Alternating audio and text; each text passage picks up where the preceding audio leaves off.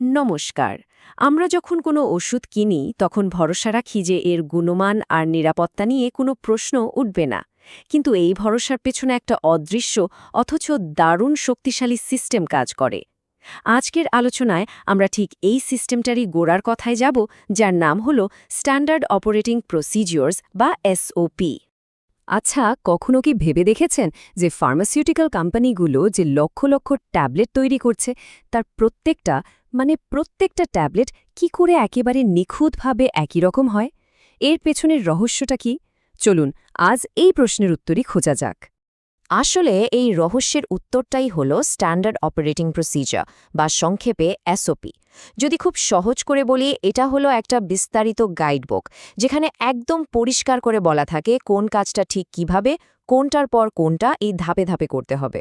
বলা যেতে পারে এটাই সেই গোপন রেসিপি যা প্রতিটা প্রোডাক্টের কোয়ালিটি একই রকম রাখতে সাহায্য করে। কিন্তু দেখুন, এসওপি কিন্তু শুধু একটা সাধারণ নির্দেশিকা বা কাগজ মাত্র নয়। ফার্মাসিউটিক্যাল ইন্ডাস্ট্রিতে কোয়ালিটি বা গুণমানের এটাই হলো মূল স্তম্ভ। চলুন একটু গভীরে গিয়ে দেখি কেন এটা এতটা জরুরি। এর মূল মন্ত্র বা গোলটা খুব সহজ, একই পদ্ধতিতে একই মানের সাথে। আর সবচেয়ে জরুরি শব্দটা কি জানেন? প্রতিটি বার।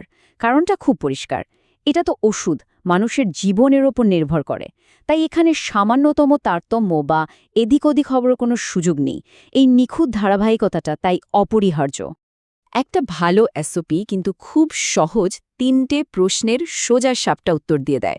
প্রথমত, ঠিক কী কাজটা করতে হবে, মানে কাজের বর্ণনা। দ্বিতীয়ত, কাজটা করার সবথেকে সঠিক পদ্ধতিটা কি। আর তৃতীয়ত, এই নির্দিষ্ট কাজটার দায়িত্বে কে বা কারা থাকবেন। এই 3টে উত্তর যদি পরিষ্কার থাকে, তাহলে কোনো রকম বিভ্রান্তির সুযোগই থাকে না। এর ব্যবহার যে ঠিক কতটা ব্যাপক সেটা ভাবলে অবাক হতে হয়।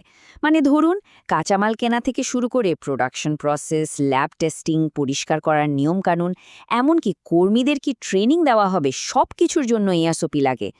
এক কথায় এটা পুরো সিস্টেমটাকে একটা সুতোয় বেঁধে রাখে।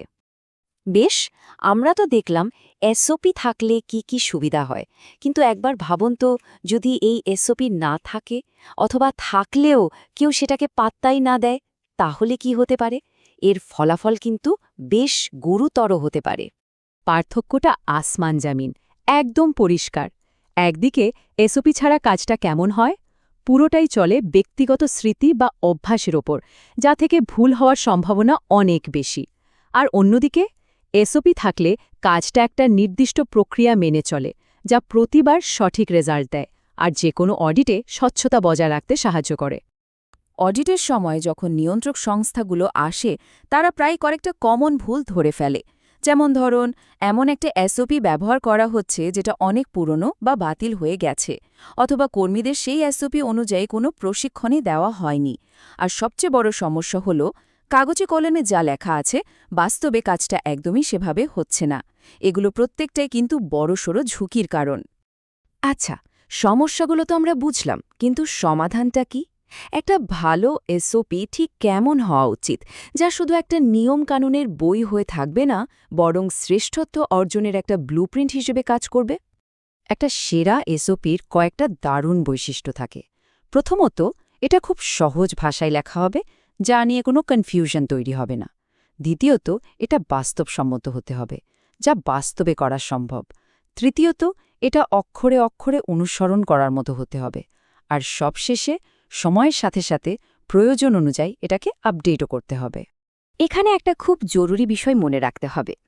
অনেকেই ভাবেন এসওপি জিনিসটা বোধহয় শুধু কোয়ালিটি ডিপার্টমেন্টের জন্য বা অডিটরদের দেখানোর জন্য বানানো, কিন্তু ব্যাপারটা একদমই তা নয়। এর আসল উদ্দেশ্য হল, যারা প্রতিদিন নিজের হাতে কাজটা করছেন তাদের জন্য একটা সহায়ক গাইড হিসেবে কাজ করা, যা তাদের কাজটাকে আরও সহজ এবং নির্ভুল করে তোলে।